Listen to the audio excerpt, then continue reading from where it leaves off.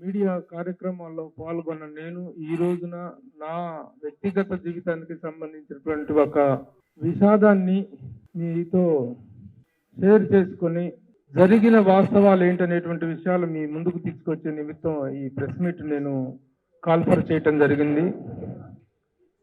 నేను film journalist ప్రభు, cinema ఇండస్ట్రీలో I'm a noted senior film journalist. గత 35 ఏళ్ళుగా ఇండస్ట్రీలో నేను అందరికీ తెలిసిన వ్యక్తిని. అయితే ఈ జనవరి 2న నా కుటుంబంలో ఒక విషాదం జరిగింది. నా భార్య దుర్గామాధవి జనవరి 2వ తేదీన ఇంటికి వెళ్ళిపోయింది. ఆ రోజు ఉదయం నేను మామూలుగా ఆఫీస్కి వెళ్తూ సాయంత్రం ఎర్లీగా వస్తాను, కంగారు పడుకో అని చెప్పేసి నేను డ్యూటీకి వెళ్ళటం జరిగింది. నేను సుమన్ టీవీలో చీఫ్ ఎడిటర్గా పనిచేస్తున్నాను ఫిలిమ్స్ డివిజన్కి. వెళ్ళాను. ఆ రోజు ఆఫీస్లో వర్క్ చూసుకొని సాయంత్రం కూడాను ఒక function, game changer cinema function ఉంటే ఆ ఫంక్షన్ చూసుకొని రాత్రి 7 గంటల ప్రాంతంలో ఇంటికి వెళ్తూ ఏమైనా తెమ్మంటావా అని చెప్పి క్యాజువల్గా మా మిస్సెస్కి ఫోన్ లిఫ్ట్ చేయలేదు. 2 సార్లు ఫోన్ చేశాను, లిఫ్ట్ చేయలేదు. 3వసారి కూడా ట్రై చేశాను. తర్వాత డైరెక్ట్గా ఇంటికి వచ్చాను. ఇంటికి వచ్చి తలుపు తీసుకొని లోపలికి వెళ్ళి చూస్తే అంతా చీకటిగా ఉంది, లైట్లు కూడా వేయలేదు. ఏంటా అని చెప్పేసి లోపలికి వెళ్ళి లైట్లు వేసుకొని అంతా వెతుకుతూ తను పిలిస్తే ఎక్కడా సమాధానం రాలేదు. కింద బయటకు వెళ్ళిందేమో, చిన్న వాకింగ్ చేస్తుందేమో అని చెప్పేసి అంతా తిరిగి చూశాను. కానీ ఎక్కడ తన ఆచూకీ దొరకలేదు. మరలా అరగంట తర్వాత మరలా ఫోన్ చేస్తే అప్పుడు ఇంట్లోనే ఫోన్ రింగ్ అవుతూ వినిపించింది. ఇదేంటి ఫోన్ ఇంట్లోనే ఉందని చెప్పేసి వెళ్ళి నేను ఫోన్ తీసుకొని చూస్తే ఫోన్ బెడ్రూమ్లో ఉంది. సో ఆ విధంగా ఇంటికి వెళ్ళి చూసిన తర్వాత ఆ ఫోన్ మళ్ళీ నేను ట్రై చేశాను నెంబర్ ఆఫ్ టైమ్స్. చివరకు ఫోన్ ఇంట్లోనే దొరికింది. చాలాసేపు వెయిట్ చేసిన తర్వాత అది ఎక్కడికి వెళ్ళినటువంటి కంగారులో మా అమ్మాయికి ఫోన్ చేసిన తర్వాత నేను బయలుదేరి వస్తున్నాను అని చెప్పి తను చెప్పింది. కాబట్టి నేను చచ్చిపోతున్నాను, ఏమండి ఈ వయసులో మిమ్మల్ని పిల్లల్ని వదిలిపెట్టి, మీకు అండగా ఉండాల్సిన వయసులో మిమ్మల్ని పిల్లల్ని వదిలిపెట్టి వెళ్ళిపోతున్నాను, నన్ను క్షమించండి అని చెప్పి ఒక సూసైడ్ నోట్ ఒకటి కనిపించింది. దాంతో అంతా గుండెలు బాదుకుంటూ అంతలో నా మిత్రులందరూ పరిగెత్తుకుని వచ్చారు. నా మిత్రులందరూ వచ్చారు, మా కుటుంబ సభ్యులు, బంధువులు వచ్చారు. అందరం కలిసి తలా ఒక చోట ఎదుగుతూ రైల్వే స్టేషన్లు, పోలీస్ స్టేషన్లు, బస్ స్టాండ్లు, అటు ఇటు అంతా తిరుగుతూ ఉన్నాం. ఒకవైపు ఒకళ్ళు తిరుగుతూ ఉంటే మా ఒకళ్ళు 11 గంటల టైంలో మేము పంజాగుట్ట పోలీస్ స్టేషన్కి వెళ్ళి పంజాగుట్ట పోలీసులకు జరిగిన విషయం వాస్తవం తెలియజేసి అక్కడ ఫిర్యాదు చేయడం జరిగింది. ఇక ఆ రాత్రి నుంచి మొత్తం అంతా వెతుకుతూనే ఉన్నాము. మరుసటి రోజు 2వ తారీఖు అయిపోయింది. 3వ తారీఖు మొత్తం వెతుకుతూనే ఉన్నాము. 3వ తారీఖు కూడా తన ఆచూకీ తెలియలేదు.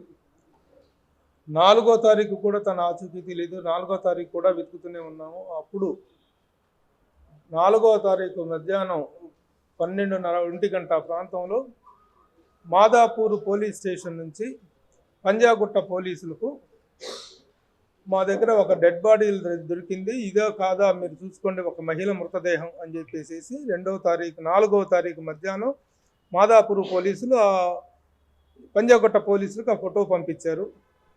ఆ ఫోటో చూసి పోలీసులు చూపిస్తే ఇక తనదే అని గుర్తుపట్టడం జరిగింది. ఇక మేమందరం దుఃఖంలో మునిగిపోయాము. అందరం చాలా బాధలో ఉన్నాం. ఈ షాకింగ్ న్యూస్ మేము ఎవరూ ఊహించినటువంటి ఒక సంఘటన ఇది. అయితే యాక్చువల్గా తర్వాత మాదాపూర్ పోలీసుల దగ్గర నుంచి దొరికిన సమాచారం ఏంటంటే 2వ తారీఖున తన ఇంట్లో నుంచి వెళ్ళిపోతే అప్పుడు మేము ఆ సీసీటీవీ ఫుటేజ్ అంతా తిరిగి చూస్తే, ఇంట్లో ఉన్నటువంటి సీసీటీవీ ఫుటేజ్ అంతా వెతికి చూస్తే 2వ తారీఖు మధ్యాహ్నం 12:20 ప్రాంతంలో తన ఇంట్లో నుంచి వెళ్ళింది. బయటికి వెళ్ళినటువంటి వ్యక్తి అక్కడ రోడ్డు మీదకి వెళ్ళిన తర్వాత మెయిన్ రోడ్డు మీద ఆటో ఎక్కింది. ఆటో ఎక్కిన దాకా ఆ సీసీ ఫుటేజ్ కనిపించింది. ఆ తర్వాత సీసీటీవీ ఫుటేజ్ కనిపించలేదు. ఎటువైపు వెళ్ళిందో కూడా తెలియనట్టుగా ఉంది.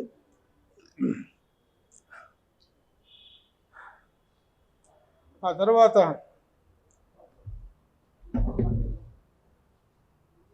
మాదాపూర్ పోలీసులు 2వ తారీఖు ఉదయం డెడ్ బాడీ కలెక్ట్ చేసుకోతే పంజాగుట్ట పోలీసులు ఏమో మేము అందరికీ ఇన్ఫామ్ చేశాము, మేము అన్ని పోలీస్ స్టేషన్లకు మిస్సింగ్ ఇన్ఫర్మేషన్ ఇచ్చాము. ఏ పోలీస్ స్టేషన్లో దొరికినా వెంటనే వాళ్ళు మీకు అంత తెలియజేస్తారని చెప్పారు. అయితే మాదాపూర్ పోలీసులకి 3వ తారీఖు ఉదయం డెడ్ బాడీ దొరికితే వాళ్ళు ఆ సమాచారాన్ని ఆ రోజు సాయంత్రం మీడియాకి ప్రెస్లో అయితే చెప్పారు. డెడ్ బాడీని ఉస్మానియా ఆసుపత్రికి అయితే తరలించారు, కానీ పక్కనే ఉన్నటువంటి పంజాగుట్ట పోలీస్ స్టేషన్కి సమాచారం ఇవ్వటం జరగలేదు. మరి ఆ సమన్వయ లోపం అనేటువంటి దానివల్ల మేము మరలా 48 గంటల పాటు డెడ్ బాడీ కోసం వెతుక్కోవాల్సి వచ్చింది. ఒక ఫోన్ కాల్ ఎవేలో, ఒక స్నాప్ ఎవేలో ఉన్నటువంటి టెక్నాలజీ రోజుల్లో ఆ ఇన్ఫర్మేషన్ ఒక పోలీస్ స్టేషన్ నుంచి ఇంకొక పోలీస్ స్టేషన్కి ఒక ఫోన్ కాల్తో వెళ్ళాల్సిన ఇన్ఫర్మేషన్ 2-3 రోజుల దాకా ఆ ఇన్ఫర్మేషన్ అందకపోవటం అనేటువంటిది మాకు చాలా బాధ కలిగించింది. సరే వాళ్ళని అడిగితే మేము చేసామని వీళ్ళు చెప్తారు, కానీ మీడియాకైతే వచ్చింది. మీడియాలో నేను ఇండస్ట్రీలో ఒక ప్రముఖమైన వ్యక్తిని, నేను I'm writer, director and journalist. ఇండస్ట్రీలో నేను చాలా నోటెడ్ పర్సన్. అలాంటి నా భార్యను గుర్తు తెలియని శవంగా మార్చురీలో 3 రోజుల పాటు శవం, 2 రోజుల పాటు మార్చురీలో శవం పడింది, డెడ్ బాడీ పడింది. సరే ఇది అయిపోయిన తర్వాత సరే ఆ సమన్వయ లోపాన్ని మేము దిగమింగుకొని, ఆ బాధను మేము దిగమింగుకొని 4వ తారీఖున తెలిస్తే విషయం, 5వ తారీఖున ఉస్మానియా ఆసుపత్రి నుంచి డెడ్ బాడీని వాళ్ళు హ్యాండ్ ఆఫ్ చేయడం జరిగింది. 5వ తారీఖున అంత్యక్రియల కార్యక్రమం పూర్తి చేసుకున్నాం. అప్పటి నుంచి కేసు దర్యాప్తు జరుగుతుంది. పంజాగుట్ట పోలీసులు వాళ్ళు కూడాను కేసు పట్ల చాలా అటెన్షన్తోనే పనిచేశారు, శ్రద్ధగా చేశారు, కానీ సమన్వయ లోపం వల్ల చాలా డిలే జరిగింది. అయితే తను ఇచ్చినటువంటి సూసైడ్ నోట్లో పేర్చినటువంటి 4 వ్యక్తులు ఇంతవరకు అరెస్ట్ చేయడం జరగలేదు. వాళ్ళ మీద ఎలాంటి చర్య జరగలేదు. అదే ఆ సూసైడ్ నోట్లో కనుక ఆవిడ పెట్టి ఉండకపోతే ఇమ్మీడియట్గా భర్తగా నన్ను అరెస్ట్ చేసి ఉండేవాళ్ళు. కానీ 4 పేర్లు తనంత స్పష్టంగా చెప్పినా సరే యాక్షన్ తీసుకోలేదనేటువంటి దానికి పోలీసులు చెప్తున్నటువంటి రీజన్ ఒకటి ఉంది. నేను పోలీసులు కూడా నిందించడం లేదు, కానీ వాళ్ళ మీద ఇది ఫిర్యాదు చేయటమో వాళ్ళకు వ్యతిరేకంగా చెప్పడమో కాదు, కానీ జరిగిన వాస్తవాన్ని మీ దృష్టికి తీసుకొస్తున్నాను. అలాగే మరొక ముఖ్యమైనటువంటి బాధాకరమైన విషయం ఏంటంటే, తన మనస్తాపంతో వెళ్ళి మా దుర్గమ్మ చెరువులో దూకటం కోసం వెళ్ళినటువంటి వ్యక్తి యాక్చువల్గా దుర్గమ్మ చెరువులో దూకే వాళ్ళు ఎవరైనా కేబుల్ బ్రిడ్జి మీద అయితే ఆ కేబుల్ బ్రిడ్జి నుంచి దూకడానికి ప్రయత్నిస్తారు.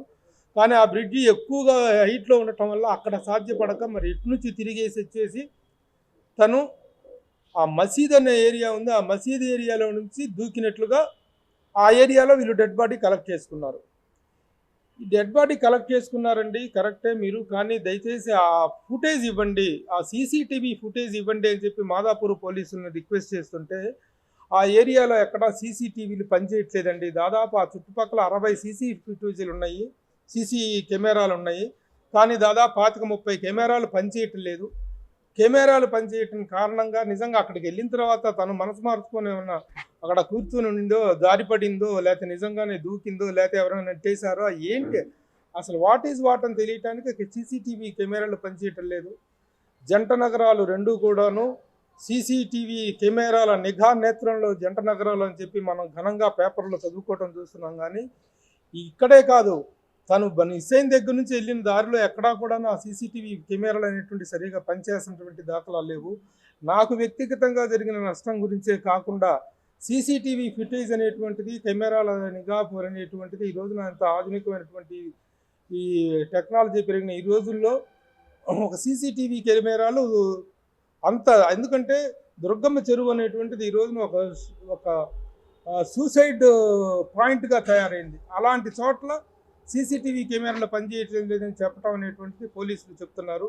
వాళ్ళని అడిగితే వాళ్ళు వాళ్ళ నిస్సహాయతను వ్యక్తం చేస్తున్నారు. కాబట్టి ఈ విషయాన్ని, నా బాధతో పాటు నాకు జరిగినటువంటి ఈ విషాదంతో పాటు ఈ విషయాన్ని పోలీసు ఉన్నతాధికారులకు, సీసీటీవీ ప్రభుత్వ ఉన్నతాధికారుల దృష్టికి తీసుకెళ్లాలనేటువంటి ఉద్దేశంతో నేను ఇప్పుడు ఈ ప్రెస్ మీట్